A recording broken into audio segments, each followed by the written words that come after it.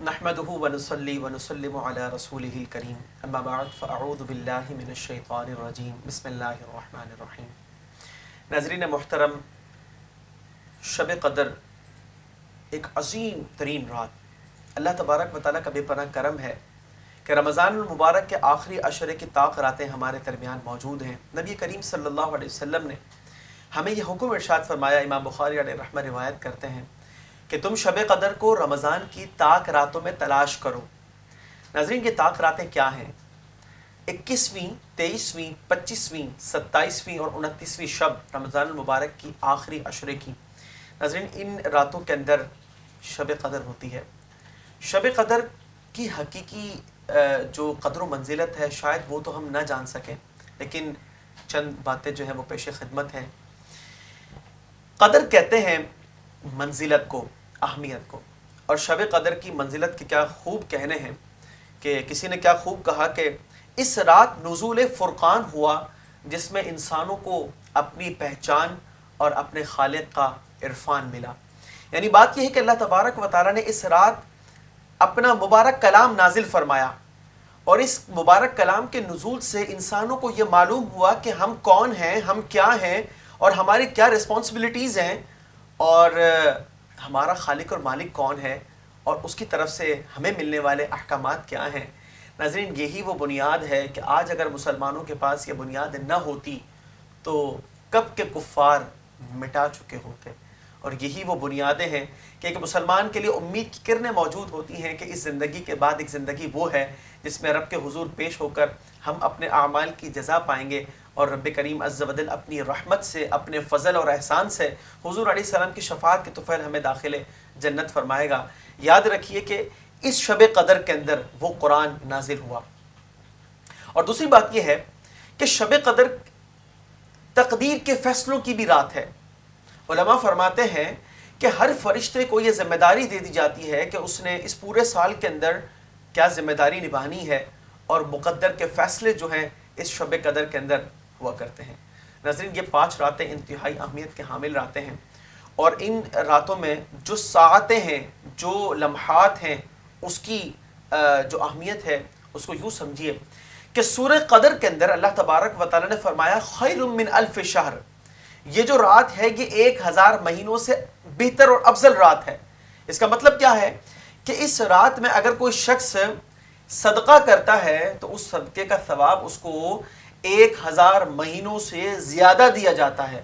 اور 1000 مہینوں سے مراد یہ کہ 83 سال سے بھی زائد عرصہ۔ اگر کوئی شخص ایک مرتبہ تسبیح کرتا ہے، نوافل ادا کرتا ہے، قرآن پاک کی تلاوت کرتا ہے، ذکر و درود کرتا ہے، استغفار کرتا ہے، اپنے گناہوں کی مغفرت طلب کرتا ہے، کسی سے اچھی بات کرتا ہے، اپنے گھر والوں کے ساتھ حسن سلوک کرتا ہے، رشتہ داروں اور پڑوسیوں کے ساتھ وہ اچھا سلوک کرتا ہے، ناظرین ہر عمل کا ثواب جو ہے وہ 1000 مہینوں سے زیادہ دیا جاتا ہے۔ کتنا بڑا، اس کو شاید بونس بھی اگر کہیں تو یہ کم ہوگا۔ ناظرین، کتنی بڑی اہمیت اور فضیلت ہے اس رات کی۔ امام قرطبی علیہ رحمہ جو ہے مشہور مفسر ہیں، اور آپ اپنی مائناز تفسیر کے اندر فرماتے ہیں کہ وفی تلک اللیلہ، اس مبارک رات کے اندر یقسم الخیر الکثیر، جو خیر تقسیم کی جاتی ہے، الذی لا یوجد مثلہ فی الف شہر، وہ ایسی ہوتی ہے کہ اس کی مثل 1000 مہینوں کے اندر بھی تقسیم نہیں کی جاتی۔ یعنی اس کا مطلب یہ ہے کہ ہر خیر، ہر بھلائی وہ ملٹی پلائی بائی 1000 منتھ، اس سے بھی اوپر ناظرین وہ کر دیا جاتا ہے۔ تو بتائیے کہ ایک ایک سانس کتنا قیمتی ہے۔ ان مبارک لمحات کو جو ہے وہ خصوصاً ایسی ایکٹیویٹیز کے اندر مارکیٹ میں جا کر کے پرچیزنگ کرنا، یا پھر چینلز کے سامنے بیٹھ کر ان اینکر سے اسلام سیکھنے کی کوشش کرنا جو 11 مہینے جو ہے پتہ نہیں کیا کچھ ایکٹیویٹیز کر رہے ہوتے ہیں، ناظرین اس سے اپنے آپ کو بچانا ہوگا۔ اور دوسری بات یہ کہ اللہ تبارک و تعالیٰ کا شکر ادا کریں۔ وجہ یہ ہے کہ جب کوئی شخص نعمت ملنے پر شکر کرتا ہے، نعمت میں اضافہ ہوتا ہے، اور شکر نہیں کرتا تو وہ نعمت کی جو برکتیں ہیں وہ ختم کر دی جاتی ہیں۔ اور ہمارا شکرانہ کیا ہونا چاہیے؟ زبان سے تو ہم اس رات کو خوب ذکر و اذکار سے تر کر دیں، اور اپنے عمل سے یوں شکر بجا لائیں کہ رمضان کے بعد اللہ تعالیٰ سے یہ طلب کریں کہ اے اللہ ایسا نہ ہو کہ رمضان کے اندر جو ہمیں نیکیاں کرنے کی توفیق ملی ہے ہم اس کے بعد نیکیوں سے بیگانے ہو جائیں، انجانے ہو جائیں، بلکہ یہ سعادتیں ہمیں بدستور میسر رہیں، ہم نیکیاں کرتے رہیں، اس پر ہمیں استقامت عطا فرما۔ وظائف کے حوالے سے بہت سے لوگ یہ پوچھتے ہیں کہ اس رات کے اندر کون سے وظائف اختیار کرنے چاہیے، تو میں آپ کو ایک وظیفہ بتاتا ہوں۔ امام احمد بن حنبل اپنی مسند احمد میں اور سنن ترمذی کے اندر بھی یہ روایت موجود ہے، سیدہ عائشہ صدیقہ رضی اللہ تعالی عنہا رسول اللہ صلی اللہ علیہ وسلم سے یہ پوچھتی ہیں کہ اگر میں اس رات کو جان لوں کہ یہ شب قدر ہے تو میں کیا پڑھوں؟ فرمایا کہ تم یہ کہو اللہم انک عفو کریم تحب العفو فاعف عنا یا غفور، اے اللہ تو بہت زیادہ مغفرت فرمانے والا ہے اور معافی کو پسند کرتا ہے، تو ہماری بھی مغفرت فرما اے مغفرت فرمانے والے، ہمیں بھی معاف فرما۔